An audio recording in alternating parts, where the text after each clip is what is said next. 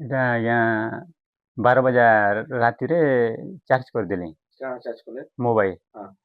ତ ବସ୍ତା ଉପରେ ରଖି ଦେଇଥିଲେ। ହୁଁ। ସେ ମୋବାଇଲଟା କେନ୍ତା ହେଇକରି କାଣା ହେଲା ଯେ ପୁଡ଼ିଗଲା ଘରଟା। ହୁଁ। ହଇ ଦେଖେ କେମିତି ନିଆଁ କେନ୍ତା ଲିଭାଲେ? ନିଆଁ ଏଇଟା ଖୋବ୍ ଲୋକ ଆସିଥିଲେ ତାପରେ ନେଇ ପାରଲା ଲାଗି ଏଇଟା ଏଇଟା ଟୁଲୁ ପାଇପ୍ ଆନିକରି ଲିଭାଗଲା। ମାନେ ଘରର କାହା କିଛି କ୍ଷତି ନାଇଁ ହବାର?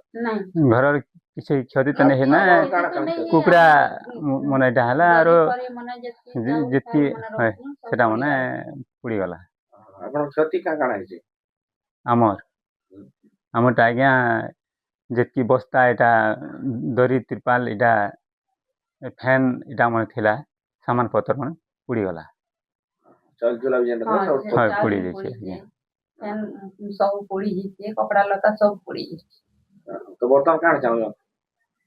ଆରୁ କାଣା ଚାହିଁମା ଆଜ୍ଞା ଏଇ କେନ୍ତା କରି ଘର ଗୋଟେ ହେବାର ଅଛି କାଣା ଏନ୍ତା ତ ଆଉ।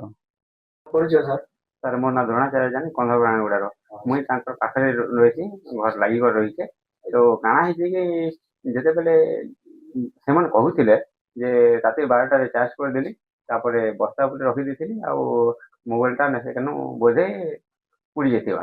ତାପରେ ମୁଇଁ କାଣା କଲି କି ମକେ ଫୋନ୍ କଲେ ରାତି 3ଟାରେ ଆମର ଘର ପୁଡ଼ିଗଲା ବୋଲି ଯେତେବେଳେ ଫୋନ୍ କଲେ ସେତେବେଳେ ମୁଇଁ ଶୋଇଥିଲି, ଶୋଇକରି ଉଠିକରି ଆସିଲି ଦେଖିଲି ଯେ ଢାହା କରି ଇଏ ଜଳୁଥିଲା।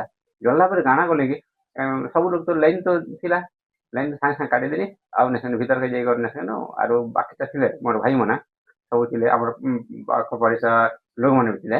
ତ ସେମାନେ ଆସିଲେ ସବୁ, ତାପରେ ଟୁଲୁ ଫୁଲୁ ସବୁ ଆଣିକରି ଆମେ ଜୁଇ ଲିଭାବାରେ ବ୍ୟବସ୍ଥା କଲୁ ଆଉ ଜୁଇକେ ଲିଭେଇ ପାରିଲୁ। ତ ବର୍ତ୍ତମାନ ପର୍ଯ୍ୟନ୍ତ କିଏ କିଛି ସରକାରୀ ଅଫିସର କିଏ ଆସିଛନ୍ତି ଦେଖି? ହଁ ଆସିଥିଲେ ଆମର ଆର୍ଆଇର ପଟୁଆରୀ ସେ ଆସିଥିଲେ, ଦେଖିଲେ ସକାଳେ ଥରେ ଦେଖି ଆସିଥିଲେ। ତାପରେ ଏବେ ଆସିଲେ ଦେଖି ଆସିଲେ ଆଉ ତାପରେ କହିଲେ ଯେ ବର୍ଷା ଫର୍ଷା ହେଇଯିବା ଆଉ ସେମାନେ ସେନ ଦରି ଗୋଟେ ଆଣିକି ଆସ କାଲି ସକାଳେ କହିଲେ। ତ ବର୍ତ୍ତମାନ କାଣା ଚାହୁଁଛ?